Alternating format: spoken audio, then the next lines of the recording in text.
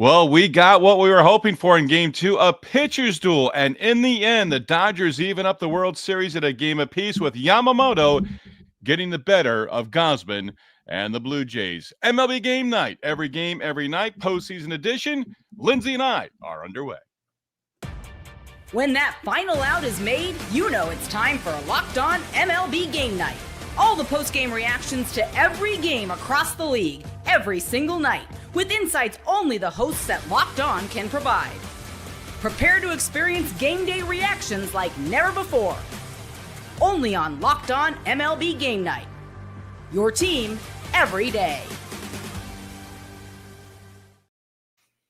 And running and ready to have a whole lot of fun. MLB game night, every game, every night, postseason edition. Welcome in, everyone. He is Lindsay Crosby, host of the Locked On Braves Postcast, part of the Locked On Podcast Network. You can follow Lindsay on the X at Crosby Baseball. I'm Steve Lenox, host of the Locked On Red Sox Postcast.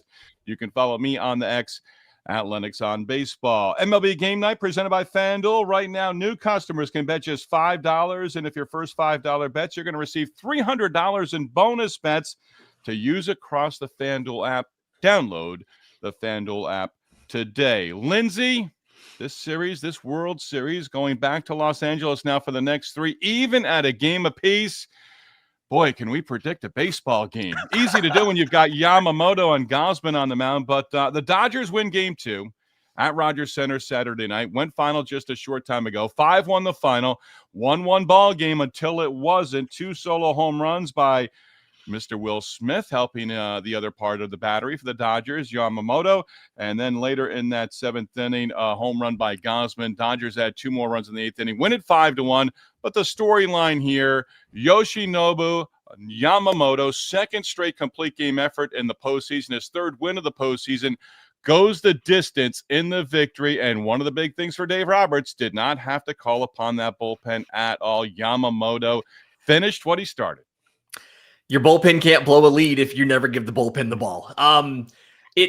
I think it's important to point out, just kind of as I'm not going to say a student of history, but this is the first time a pitcher has thrown back-to-back complete games in the postseason since Curt Schilling in 2001. And Schilling actually had three consecutive, but none of his were in the World Series. He made 3 World Series starts for Arizona. It was like 7, 7, 7 and a third. All of his came earlier in the year.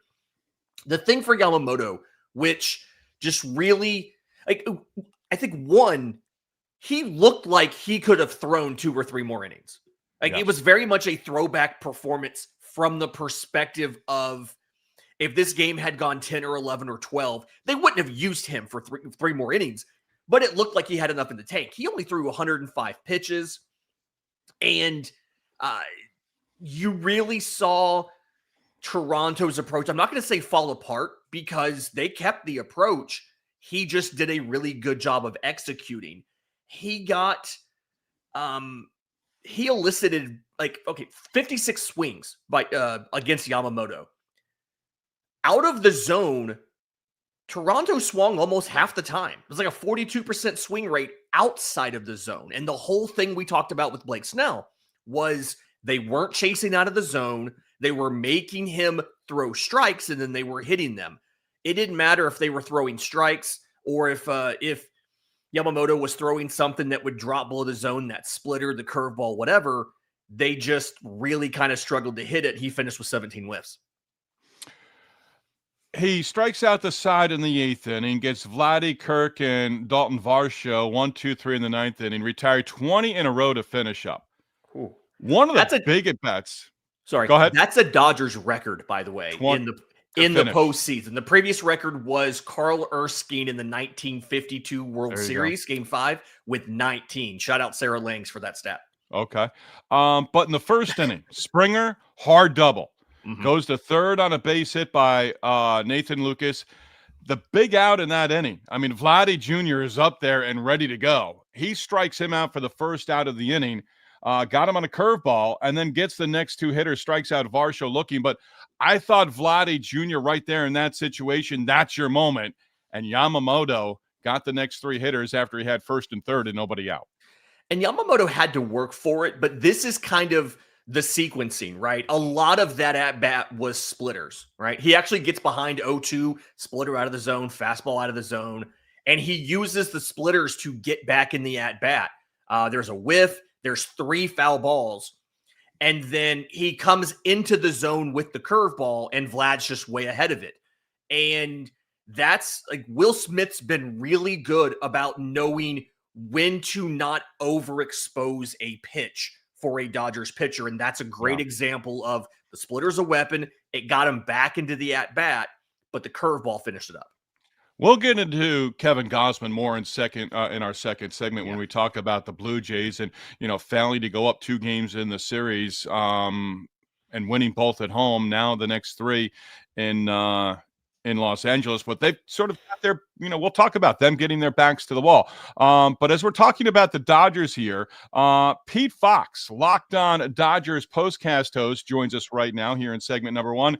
Pete, we're talking, Steve and Lindsay here, Lindsay and I talking about Yamamoto to open up our show. Appreciate taking a couple of minutes with us, but your perspective, 9 innings for the second straight outing. And again, you did not have to go to the Dodger bullpen for Dave Roberts. Your thoughts? Yeah, it's fantastic. It's almost unfair. Back-to-back shutouts for the first time for the Dodgers, back-to-back complete games rather, for the first time for the Dodgers since 1988. I said, and Kershaw was the last one to do it, and then it hit me. I was like, wait a second, Kershaw wasn't playing in '88. Hershiser, who had that 50-plus game, 50-inning streak back in '88. So it is remarkable, especially in this day and age, to be able to do that. But the thing about Yamamoto, it does feel a little bit unfair for whatever reason, because he was so dominant. And, when the bullpen is shaky the way it is for the Dodgers and your starter goes 9 and completes the game, you almost feel like you're stealing. But the bottom line was, what was so amazing about his performance today was he started off a little shaky. It wasn't like he was dominant from the beginning. He got into a couple of jams early and got out of them with runners in scoring position. But the thing that I was most impressed with, 6 pitches, they were all working. He was striking people out with all of them. And that first 4-seam fastball that rides in or rises, it does things that 4-seamers aren't supposed to do, is really just magical. It is lethal. And the curveball today, I always like to say that when a curveball is working, you can kind of yell at the guy and say, hey, I'm throwing a curveball right now. And it doesn't really matter. They can't hit it. And that's kind of what it felt like tonight. So yeah, definitely an advantageous place for the Dodgers to be in when your starter goes the distance and your bullpen is a little shaky. So even still, though, we feel good about Roki, and 8 would have been good. But again, it just feels it feels like you're cheating a little bit when you get guys going that deep into games. Yeah, segueing a little bit, it really felt like LA had a good look at the splitter early. Freddie Freeman had that base hit early off of it. And so it kind of forced Kevin Gausman to throw a little bit more fastballs. Like, were you surprised that maybe he came back out for the 7th inning, given where they were in the lineup and how he had kind of struggled to keep Dodgers hitters off of his heater? No, I really wasn't. I mean, at that point, I think, if I remember correctly, the Jays had 4 hits. The Dodgers had 2. And the game was tied. And so they were really off balance at that point. And, as I was typing my headline for the postcast, I was like, another nail-biting pitcher's duel. And then the Dodgers got a home run from Will Smith and a home run from Max Muncy. And it felt like at that point, that's all we need, really, right? Unless Yoshi starts to falter a little bit, I think we're good, right? So I wasn't really terribly surprised that Gausman came back out, because he really did. He had the Dodgers off balance for a good majority of that game. I mean, taking nothing away from what he did. He pitched very well. The Dodgers just got to him. Steve? Pete, does this series get back to Toronto? I think it does. Yeah. I mean, we get back to Blake Snell, I think, in Game 5, the way things are lined up at this point. And coming off that clunker yesterday, it feels like he's going to have something to prove. If Shohei comes out and does what he does, then, but they're not going to let him go the distance. So that's the one I think that I'm probably most scared about, because he'll go 6 if he's good, right? If he's bad, it could be less. But and Glasnow is not a guy that goes deep into games either. So I feel like one of those game 3, game 4 are probably going to be in favor of the Jays, and the Dodgers went 2 of 3 in LA, I think. We saw Dave Roberts decide not to make a lineup change, keep Andy Pages in there. He does get a hit. He goes 1 for 4 with the run scored. But is it something where it feels like when you get back to LA, there needs to be some sort of defensive change with Pages in center because of the bat? Or is this win gave you a little bit of buffer room to keep running him out there and see if he can hit out of the slump? Yeah, I just think they really like him. He's got such a good arm. His glove is, questionable at best, but he's got such a good arm, and he has the ability to hit the ball out of the yard. And I think they're not going to overlook that, even though his batting average is 93 and his OPS is like 200. So the other option is Alex Call, and I don't, nothing against Alex Call. I just don't know that they feel better about him as compared. They're not going to let Dean hit, I don't think. They just want him to be a defensive replacement at the end of the game. So I don't think that they're going to go away from him. They're going to give him the opportunity to get out of this and, just try to hit one out of the yard, run into one or whatever, because they don't have a ton of other options, because Tommy Edman is not going to move away from second base. Pete, is your Locked On Dodgers postcast in the can and up and ready? Yes. I still have to do the final post touches, Well, we can tell people it's there and ready to go. It's ready to go. Appreciate you taking a couple of minutes with us, Pete. Thanks so much. Anytime, guys. Talk to you soon. Pete Fox, Locked On Dodgers postcast host. You can get more on the Dodgers Game 2 victory and what he thinks about the series going forward. But, right there, Pete says, and Lindsay will get a little bit more into it as well, he thinks the series gets back to Toronto. I do too, and we'll get on that coming up a little bit later on in segment 3. We'll talk about Kevin Gausman. We'll get more perhaps on Yamamoto as well. But the Dodgers do win Game 2 of the World Series, now heading to Los Angeles for the next 3, with the World Series even at a game apiece. Steve Lenox, Lindsay Crosby with you. MLB Game Night, Postseason Edition will continue after this timeout. Let's be real. Making excuses doesn't solve anything, and we've heard them all before. Oh, it's just stress. I'm tired. It happens to everyone sometimes. But when it comes to performance, sometimes your body just needs a little extra support, and that's where Rougiette comes in. Because Rougiette offers fast-acting doctor-prescribed treatments for ED designed to help you stop making excuses and start making moves. Rougiette makes it super easy to get started. You connect with a board-certified doctor. It's 100% online at Rougiette.com.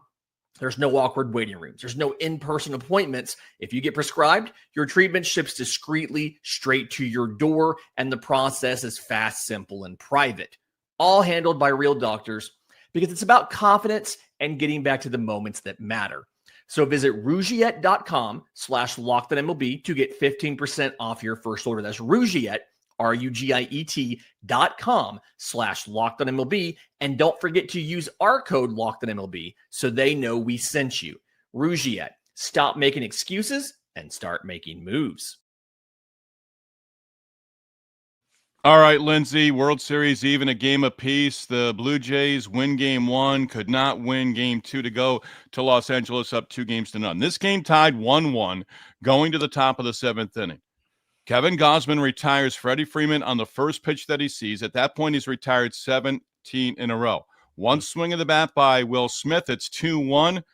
I have zero issue with John Schneider keeping Gausman in the game. Joe Davis and John Smoltz, Fox Broadcast, continuously talking about him getting, past the 5th inning. He's finally done that in the postseason start. Didn't work out for the Blue Jays, but I had no problem with Gausman. He was cruising, and Pete said was keeping Dodger hitters offline. Agree with that, or do you think they should have hit the pen in that 7th inning? I asked Pete the question to kind of see what his thoughts were, but when you look at the numbers, I think you can make an argument either way, right? If you look at the hits, right? LA only had a couple hits at that point in time. Yep. But at the same time, when you look at how Kevin Gausman was getting through, he was throwing a lot of four-seam fastballs. And when they were in the zone, LA was hitting them. You can see all this in StatCast. 90% contact rate in the zone. He wasn't fooling guys in the zone with the fastball, but he wasn't able to get enough action towards the splitter. They only swung at 13 of them. He threw like 30. And then so that was the issue, was he wasn't getting enough guys on the splitter, and was having to come in the zone more with a fastball, and they're putting all of those in play. Toronto's defense made a bunch of plays until the 2 home runs. The 2 home runs did come off of forcing fastballs, both of them in like the same location, one to a righty, one to a lefty. I think it's defensible to leave him in the game, and I think we did learn, or I guess we've learned from LA in this series, really, and in this postseason. You don't have to go to the pin just because they're there, right? Yeah. You don't have to make that move. That's a thing we see now in the playoffs. That's a modern thing, is going to the pin really early. You don't have to do that.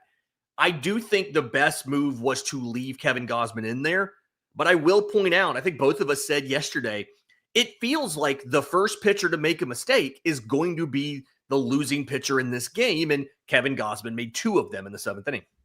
Yeah, and in that first inning, I alluded to Yamamoto.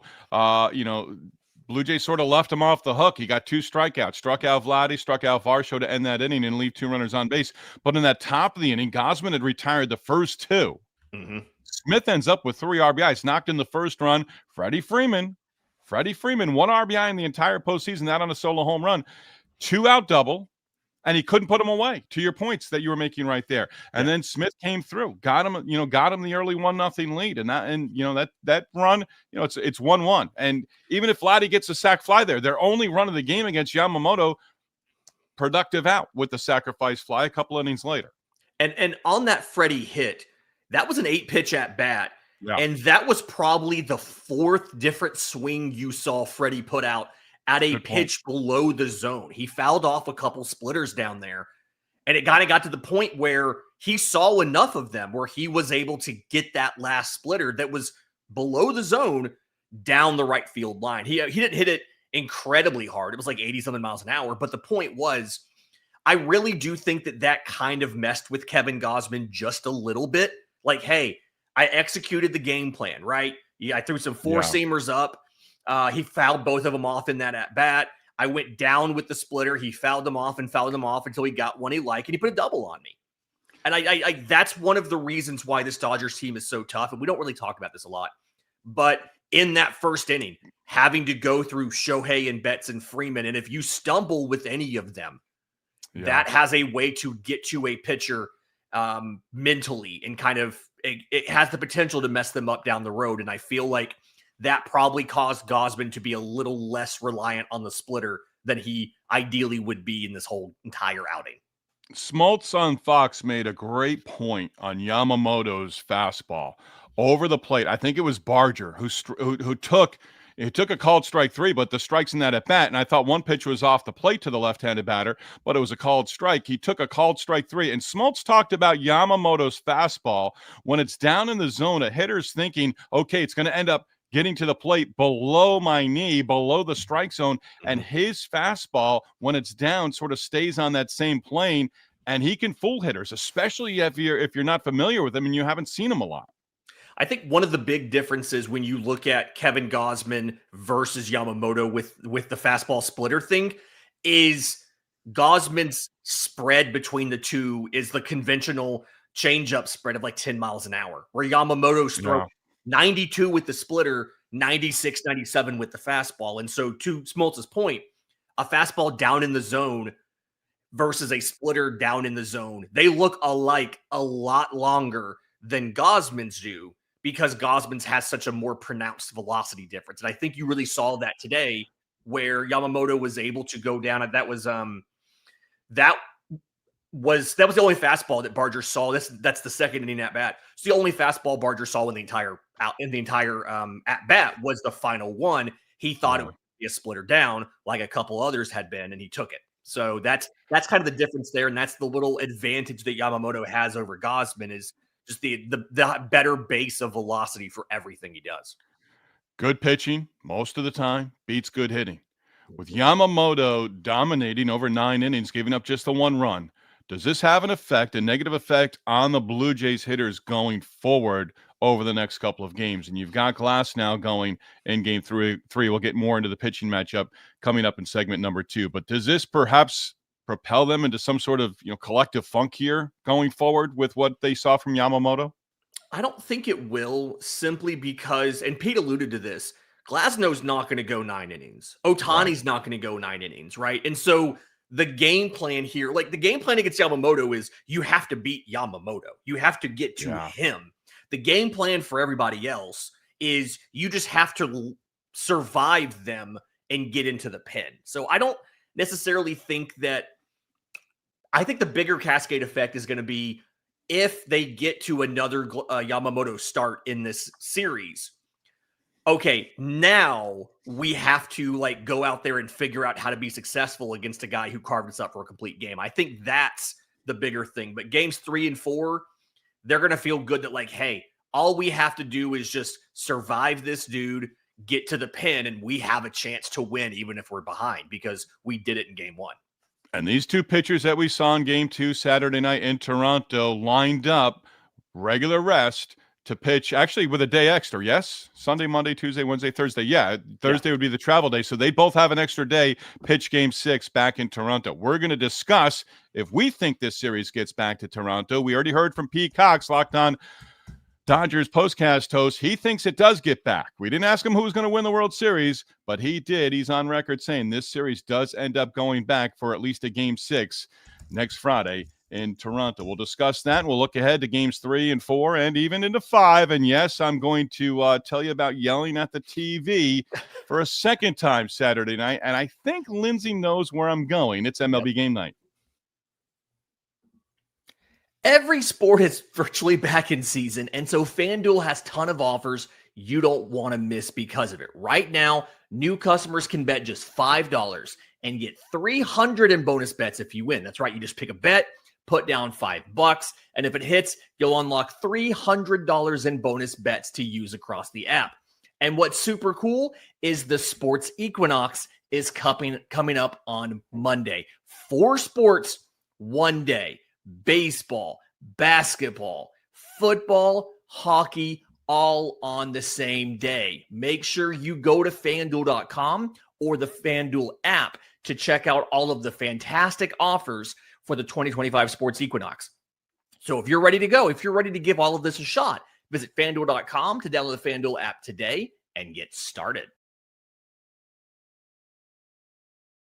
All right, I emailed Lindsay in the 6th inning, MLB game night, every game, every night, postseason edition.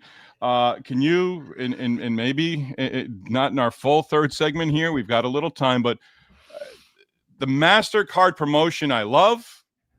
I know it takes a little extra time, but we did this. It wasn't halftime. And the biggest thing I have here is you're the home team, you're the Blue Jays, and you've got the Jonas Brothers coming out.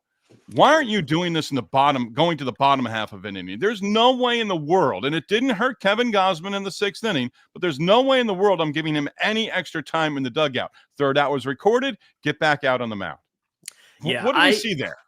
I really don't understand the idea of a concert during the game. It's only one song, I know. And listen, I fully support the Stand Up to Cancer program. I lost 100%. A dear friend to brain cancer. Every baseball game I've gone to where they've done that, Paul's been on my card. I love you, buddy. But that was a bit much. And it in the grand scheme of things, it's a 4-minute song. But that whole production takes more time. And it feels like you need to find a better way to do that. I really hope we don't do more of this. I really hope we don't. No. Like there's been more and more things that they've stuck into the broadcasts that I feel like are maybe targeted towards casual fans that aren't the best thing for, one, fans of baseball and probably the players. This is something not great for the players. In-game interviews while guys are on the field is something that's really kind of geared towards casual fans. I know the players get paid for it now. That was in the CBA. But kind of absurd. And Kevin Gausman's a pro. He's never going to say that was a problem. And if But the you 2 have home to- runs happen in the 6th and not the 7th, he's not blaming it on that. Yeah, but you have to imagine that probably wasn't the most ideal time to do that for him. Put it before the game, put it after the game. Don't do it during the game. That was just absurd. And again, as I said, if I'm the home team, I'm saying you're doing it in the bottom half of the inning.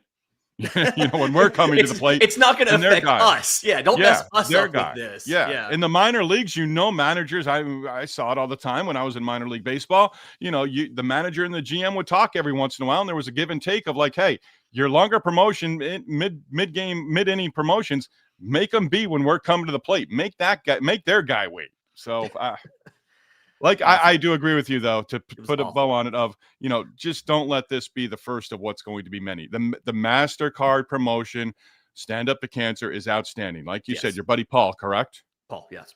Yep. And that's for everybody. It tugs and it's there. And we think about the people that we've lost. We think about the people who have battled and won their fight and their battles against cancer. So we move ahead. 1-1. It's not 2-0, Toronto going to LA. What are you thinking of game 3? Because I think the Dodgers take their first lead in the series. And after they lost game 1, it's the first time they've been down in the series so far in this postseason. But, to get it back to Toronto, I think the Blue Jays get 1. But they're going back to Toronto needing to win both at home to win the World Series. That's my view. This is really almost now just a 5-game series where LA now has home field advantage, right? Yep. Because they have 3 games at home and 2 on the road. And they can clinch this thing at home. I think I trust Tyler Glasnow at this point in his career more than I trust Max Scherzer at this point in his career. Right. And so I really need the Blue Jays offense to do more than I think that they did today. I mean, they weren't bad today, but they weren't that good. 1 extra base hit. That was George Springer. They had a hit with runners in scoring position. They only had 4 chances. I mean, they just really kind of struggled to do that. They need their offense to be better because I don't know if we can trust Max Scherzer. And I'm going to look like an idiot when he throws 6 scoreless innings in a vintage Max Scherzer performance. But it's hard to count on that at this point in his career. So I do think that LA's probably leading when it gets back to Toronto. But I also feel like Toronto doesn't care about that. Because they've done that before. They were losing the series heading back to Toronto, and they took 2 from Seattle to win the whole thing. So as long as they win 1 in LA, they have a shot to win the World Series. So you said it earlier, and you said it after game 1. You thought, and it happened, Yamamoto went farther than Gausman. Yeah. Who goes farther? And it's not Glasnow or Scherzer. It's Glasnow or Shohei, games 3 and 4 for LA. Oh, man. I think Shohei's going to go farther than Glasnow is. I think this is where they'll finally kind of take the restrictor plate off of Shohei. And like Tyler Glasnow, he's an amazing pitcher. We know who he is at this point. He's not a complete game kind of guy. I don't think Shohei will pitch a complete game, but I do think Shohei's not going to have the pitch count restrictions and everything that he's had so much this year. So give me Shohei with recording 3 more outs than whatever Glasnow records on Monday. Okay. Any bats in the lineup? And I think my pick to click here for game 3 for the Dodgers is Teoscar Hernandez. 0 for 4 Ks. He goes home to Los Angeles. I think somehow, some way, Teoscar has a positive impact at the plate for the LA Dodgers in game 3. We've just seen it too many times before.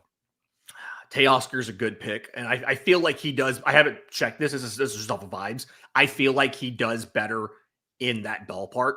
It's just a little more suited. He's a little more comfortable there. I think on Toronto's side, my pick to click, you've seen them put Nathan Lukes in some prominent positions. He hit second today. Yeah. And it really feels like I don't know for a fact, but it really felt like they didn't maybe give him the same attention that they gave Springer ahead of him, that they gave Guerrero behind him. And I feel like Nathan Lukes could have a big game. I thought Dalton Varsho was going to have a big game. He had a lot of opportunities. He was the one that disappointed me the most on Toronto's side. But I feel like Nathan Lukes is due for a big game because they've given him the opportunities. And this is the time to take advantage of them. So at the bottom of the rundown, the big question ahead, Pete has given his answer. I gave my answer. I don't believe you gave your answer. Does this series go back to Toronto for at least a game 6? It does. It does. Yeah. I think it's probably 3-2 LA when it goes back to Toronto. Yep. But I do think not only does it go back to Toronto, I think it goes to a game 7. I think Toronto wins the first game back in Toronto and takes it to a game 7. And shout out to Vaughn in our comments. It is pronounced Lucas, despite how it's spelled. Yes. Lukes. That's on me. Was I saying Lucas? No, I said Lucas. Or Luke's? It's Lucas, right? It's Lucas. Yes. Was I said Luke's. I said okay. Luke's. It's Lucas. Okay. That's on me. But yes, I do think it goes back to Toronto. I do think it ends up going to a game 7. I'm still not changing my pick though of LA winning the whole thing. Yep. But I do think Toronto gives them everything they can handle. All right, I'm putting this one in your lap, and I didn't give you any. I love that. Any heads up. Love okay. It. This is away from the World Series right now. Okay. And I think you tweeted something out about it. Is Bryce Harper in Clearwater at the start of spring training for the Phillies in 2026 in February, early March? He has a full no trade clause, so it's really hard to see him leaving. Here's the thing. He's going to be motivated to perform next year because that's what Philly does. They manufacture grievance. He's going to listen to the trade reports, the Dombrowski question about whether he'll ever be elite again. They manufacture grievance to get hype. That's what Philly does. He'll be there next. He'll be in Clearwater. I don't know if he'll get back to that elite level. And if you want to clip this, Bryce, feel free to clip it. I know you're watching. But I don't think that he gets traded this offseason. And I don't think the Phillies are looking to shed stars. I think they want to add a star. I actually have them and the Dodgers, the two big threats to sign Kyle Tucker. Yeah. Oh, I like that. Would it be Tucker going to Philadelphia or Schwarber resigning? They're probably open to both, but I imagine if they can't get Tucker, then they bring back Schwarber, because Schwarber's just, even though he's not playing a lot of defense, he is the emotional heart of that team. I think they want him back no matter what. The question is, can they afford both Tucker and Schwarber?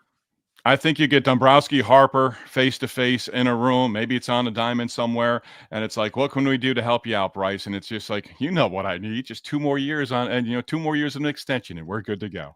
He probably gets it now because the GM talked trash about him to the media. Yep, that's how it works. Yep.